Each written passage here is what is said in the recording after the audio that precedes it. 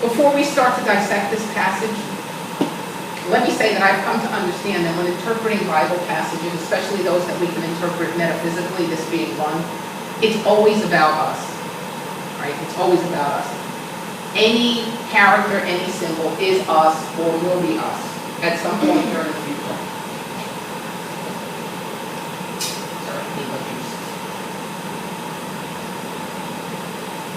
So now, King Nebuchadnezzar, or King Neb, as I like to call him, why waste syllables? You know what I mean? The talk is going on. Built this image of gold with the expressed interest to have his citizens bow down and worship it. And this will happen anytime any of the musical instruments played. You heard the long, lengthy list of musical instruments. There's no shortage of those back in the day. King Nebuchadnezzar represents human will in this story, okay? And he's the king of Babylon. What does Babylon represent? Babylon represents mixed thoughts or confusion, right? Not fully in one train of thought, not fully in another. The golden image, no surprise, represents money or things of the material realm or outward manifestation.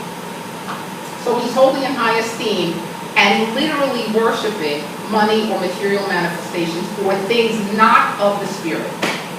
Okay? Not a big stretch. This is his focus. This is what he spends his days thinking about.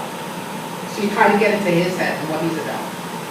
And he goes on to decree, whoever doesn't straighten up and fly right and do as he is commanded and bow down to this colossal golden image will be thrown into a furnace. Which is very interesting indeed. Because here we can certainly have various different interpretations. Let me try some on for size and you see what you think.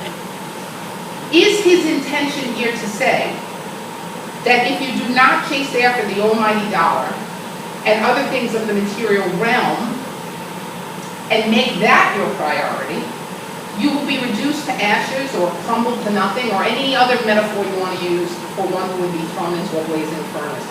So is he intentionally really telling the people some cautionary words about how to live a successful life? If you want to be successful, you want to chase after these things. You know, when you think about it, it's no different than the messages we get today. Any commercial, any newspaper, any TV show. What does success equal? Success is work hard and make money. And make as much money as you can because you never know when it's going to run out. Aren't those the messages we get today? From all around us. Or, if you will, is he a controlling tyrant that simply wants everyone to follow him so much that if they do not, he will destroy them? But being that he is the king of Babylon, this goes back to the interpretation, and Babylon means confusion or mixed thoughts, I make the case for the former. Yeah? But it's still another level of peeling back this onion. Fire, we must look at fire. Fire metaphysically represents that which purifies us, okay? So is there a deeper meaning here for us that says if you refuse to place the material realm in front of the spiritual realm, you may go through what feels like a crucifixion. But it really is the answer to your call to spirit of purification that will bring you out on the other end, as it did Shadrach, Meshach, and Abednego, unharmed, walking with God, and promoted further down the individual path. And what might that purification be linked to or experienced from in our modern day world? What might it be? Could it be losing a job? Could it be the end of a relationship? Healing from an illness, or even a physical or mental detoxification?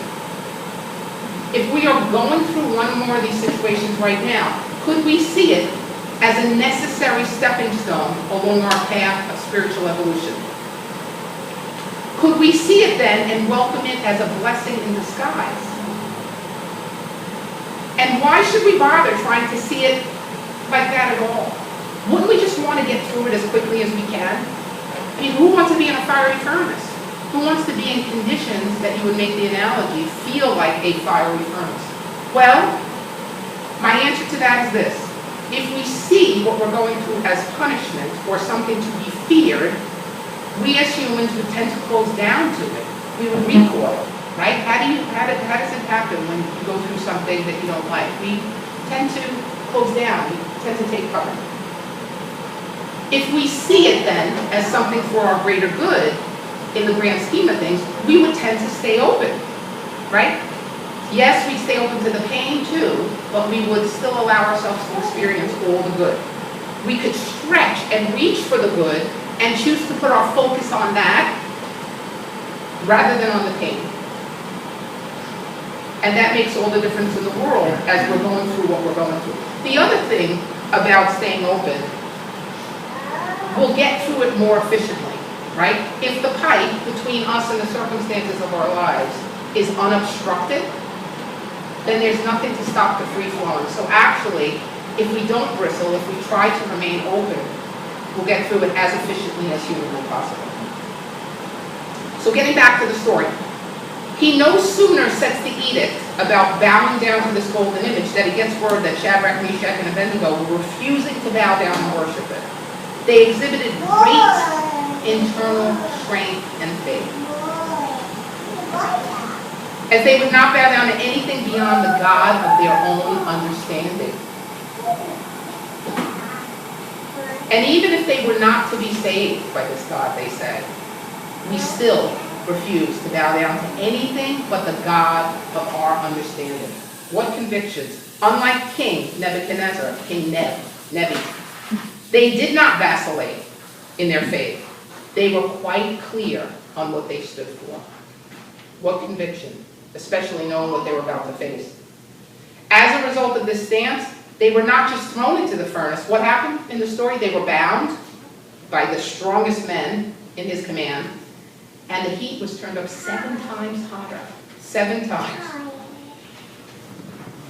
It was so hot that the people that were commanded to bring them to the mouth of this furnace were instantly killed. The strongest of the strong, they were instantly consumed by the fire and the smoke.